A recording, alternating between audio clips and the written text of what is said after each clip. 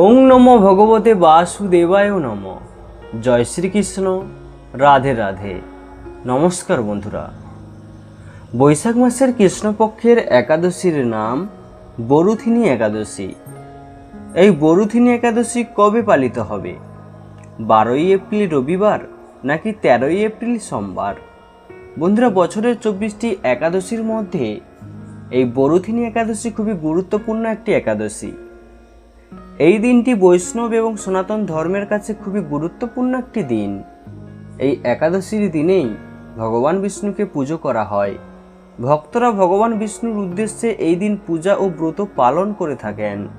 শ্রীকৃষ্ণ বলেন, এই ব্রত পালনে সর্বদা সুখ লাভ হয় এবং পাপ ক্ষয় ও সৌভাগ্য প্রাপ্তি ঘটে।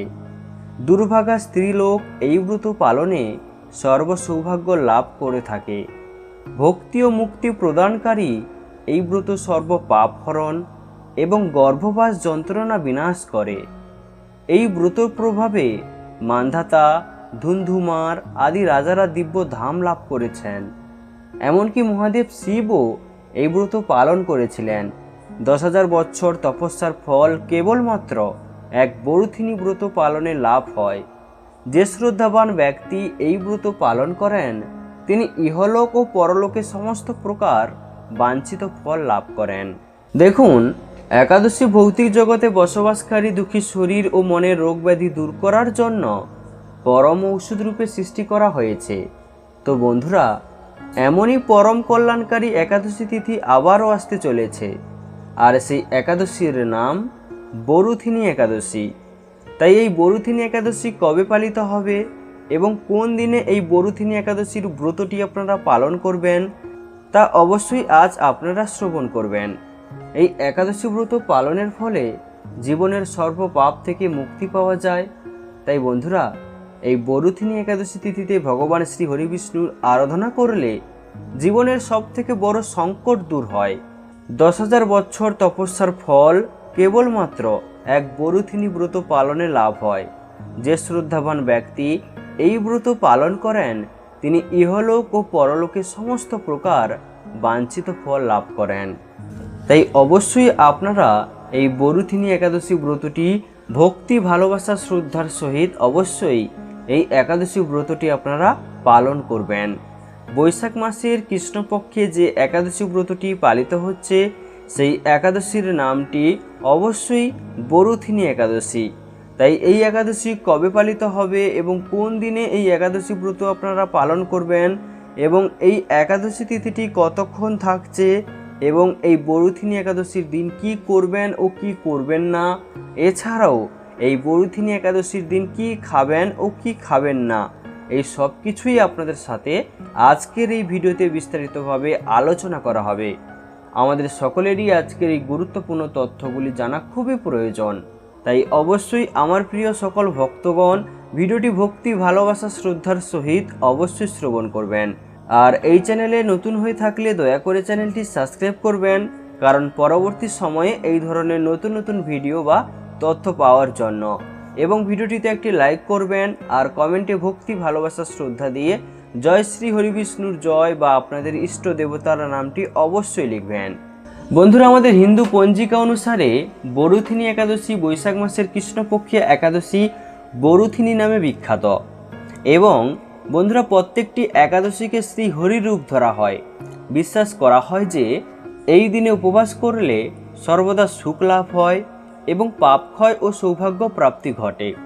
তাই এই বরুথিনী একাদশী পালন করা আমাদের হিন্দু পঞ্জিকায় অন্যান্য সকল একাদশী উপবাস পালনের সমতুল্য।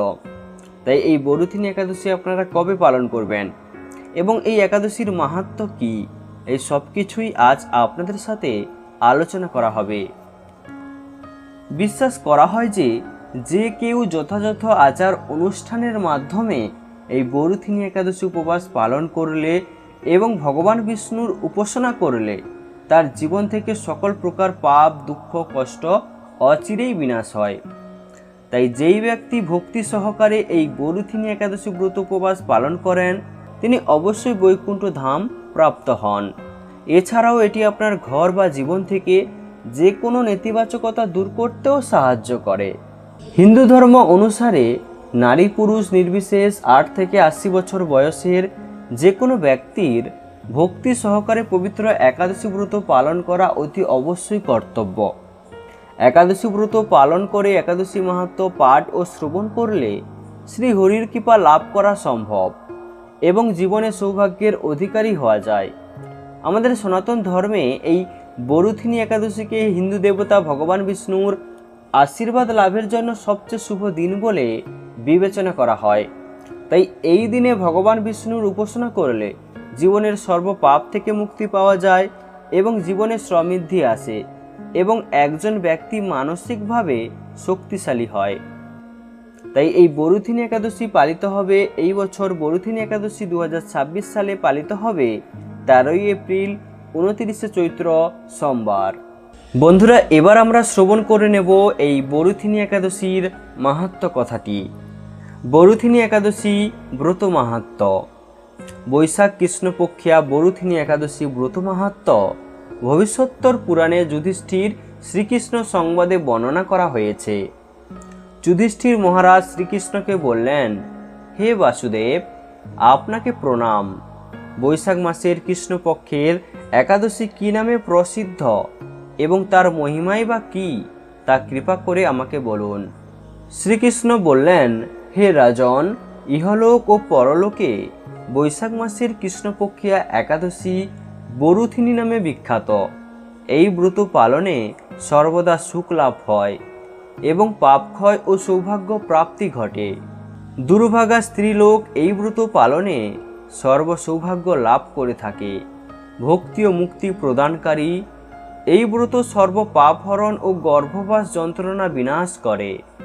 এই ব্রতর প্রভাবে মান্ধাতা, ধুন্ধুমার আদি রাজারা দিব্য ধাম লাভ করেছেন। এমনকি মহাদেব শিবও এই ব্রত পালন করেছিলেন। 10,000 বছর তপস্যার ফল কেবলমাত্র এক বরুথিনী ব্রত পালনে লাভ হয়।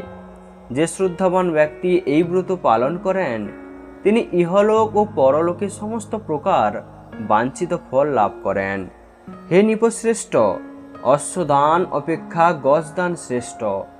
গজদান থেকে ভূমিদান, তা থেকে তিল দান, তিল দান থেকে স্বর্ণদান এবং তা অপেক্ষাও অন্নদান শ্রেষ্ঠ। অন্নদানের মতো শ্রেষ্ঠ দান আর নেই। পিতৃলোক, দেবলোক, মানুষেরা অন্নদানেই পরিতৃপ্ত হন। পণ্ডিতেরা কন্যাদানকে অন্নদানের সমান বলে থাকেন। স্বয়ং ভগবান গোদানকে অন্নদানের সমান বলেছেন। আবার এই সমস্ত প্রকার দান থেকেও বিদ্যাদান শ্রেষ্ঠ। কিন্তু এই বরুথিনী ব্রত পালনে সেই বিদ্যাদানের সমান ফল লাভ হয়ে থাকে। পাপমতী যেসব মানুষ কন্যার উপার্জিত অর্থে জীবন ধারণ করে, পুণ্যক্ষয়ে তাদের নরক যাতনা ভোগ করতে হয়। তাই কখনো ও কন্যার উপার্জিত অর্থ গ্রহণ করা উচিত নয়। যে ব্যক্তি বিভিন্ন স্বর্ণ অলঙ্কার সহ কন্যাদান করেন তার পুণ্যের হিসাব স্বয়ং চিত্রগুপ্তও করতে অসমর্থন হন। কিন্তু বরুথিনী ব্রত পালনকারী কন্যাদান থেকেও বেশি ফল লাভ করে। ব্রতকারী ব্যক্তি দশমীর দিনে কাঁসার পাত্রে ভোজন, মাংস, মুসুর, ছোলা, শাক, মধু, অন্নের প্রদত্ত অন্ন গ্রহণ, 2 বার আহার ও মৈথুন পরিত্যাগ করবে। দ্রুত ক্রিয়া, নেশাজাতীয় দ্রব্য, দিবানিদ্রা, পরনিন্দা, পরচর্চা, প্রতারণা, চুরি, হিংসা, মৈথুন, ক্রোধ ও মিথ্যা বাক্য একাদশীর দিনে বর্জনীয়। কাঁসার পাত্রে ভোজন, মাংস, মুসুর, মধু, তেল, মিথ্যা ভাষণ, ব্যায়াম, 2 বার আহার ও মৈথুন এইসব দ্বাদশীর দিনে পরিত্যাজ্য।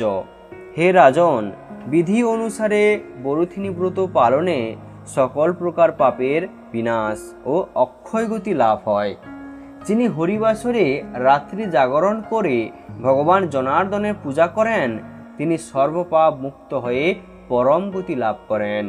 তাই সূর্যপুত্র যমরাজের যাতনা থেকে পরিত্রাণের জন্য পরম যত্নে এই একাদশী ব্রত পালন করা অতি অবশ্যই কর্তব্য।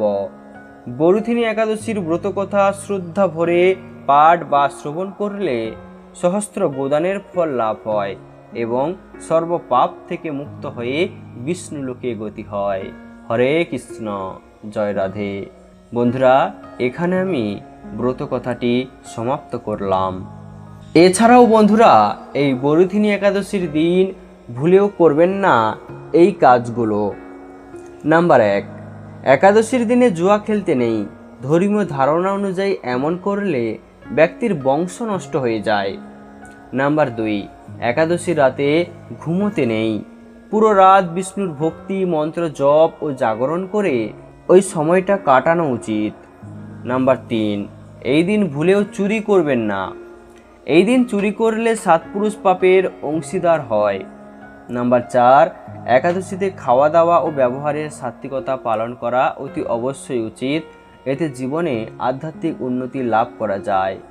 নাম্বার 5, কঠোর শব্দ প্রয়োগ করে কারোর সঙ্গে কথা বলতে নেই। রাগ করবেন না ও মিথ্যা কথা বলবেন না।